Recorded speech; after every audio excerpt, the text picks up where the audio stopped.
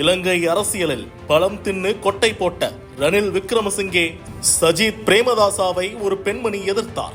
இலங்கை அதிபர் அனுரகுமார திசநாயக்காவை வெற்றி பெற வைக்க 21,500 கிலோமீட்டர் தூரம் பயணம் செய்து இலங்கையின் மூலை முடுக்குகள் வரை சென்று அனல் பறக்க பேசினார்.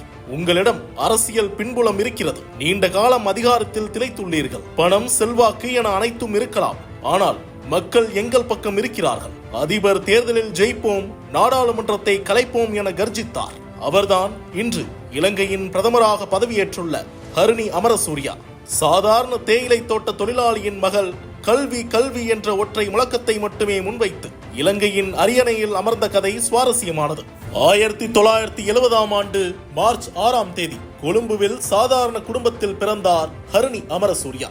சிறிய வயதிலிருந்தே கல்வியின் மீது ஆர்வம் கொண்ட இவர் பள்ளி கல்வியை கொழும்புவில் முடித்தார். அதன் பின் இந்தியாவின் தலைநகரான டெல்லியில் பிரசித்தி பெற்ற ஹிந்து கல்லூரியில் 1991 முதல் 1994 வரையிலான காலகட்டத்தில் சமூகவியல் துறையில் பயின்று பட்டம் பெற்றார். தொடர்ந்து மேற்படிப்பிற்காக ஆஸ்திரேலியா சென்ற ஹரிணி அங்கே மானுடவியல் பட்டம் பெற்று பின்னர் ஸ்காட்லாந்தின் எடின்பர்க் பல்கலைக்கழகத்தில் சமூக மானுடவியல் துறையில் முனைவர் பட்டம் பெற்றார். இலங்கையின் ஓபன் யூனிவர்சிட்டியில் சமூக அறிவியல் பிரிவில் விரிவுரையாளராக பணியாற்றிய ஹரிணி அரசியல் பக்கம் தன்னுடைய பார்வையை திருப்ப தொடங்கியிருந்தார். 2011 ஆண்டு ஆசிரியர்கள் சங்கம் சார்பில் முன்னெடுக்கப்பட்ட போராட்டத்தின் முதல் வரிசையில் நின்று கர்ஜித்த ஹரிணி மொத்த உள்நாட்டு உற்பத்தியில் 6% கல்விக்கு ஒதுக்க வேண்டும் என்று தீவிரமாக போராடினார். அது மட்டுமின்றி குழந்தைகள் பாதுகாப்பு, பெண்கள், இளைஞர்கள், அரசியல், பாலினம், வளர்ச்சி, உலகமயமாக்கல் உள்பட பல்வேறு தலைப்புகளில் ஆய்வுகள் செய்து புத்தகங்களையும் எழுதியுள்ளார் இவர். ஆசிரியர் சங்கங்களின் முக்கிய பொறுப்புகளை வகித்துள்ள ஹரிணி அமரசூரியா முன்னெடுக்காத கல்வி சார்ந்த போராட்டங்களே இல்லை என்று சொல்லலாம். தேசிய மக்கள் சக்தி கட்சியின் முக்கிய தலைவர்களில் ஒருவராக வலம் வர தொடங்கிய ஹரிணி அமரசூரியா கடந்த 2020 ஆண்டு தேர்தல் அரசியலில் குதித்தார். அதன் பின் இலங்கை நாடாளுமன்றத்தில் ஒலிக்க தொடங்கிய ஹரிணி அமரசூரியாவின் குரல் சாமானியர்களின் குரலாக ஒலித்தது. இலங்கையில் நிலவிய பொருளாதார சிக்கல், வேலை வாய்ப்பின்மை, குறைந்து கொண்டே வரும் கல்வி தரம் என இவர் எழுப்பிய கேள்விகள் இலங்கை அரசியலில் அதிர்வலையை ஏற்படுத்தியது. இந்நிலையில் அதிபர் தேர்தலில் அனுரகுமார திசநாயக்காவிற்கு ஆதரவாக பிரச்சாரம் மேற்கொள்ள வீதியில் இறங்கினார் ஹரிணி அமரசூரியா.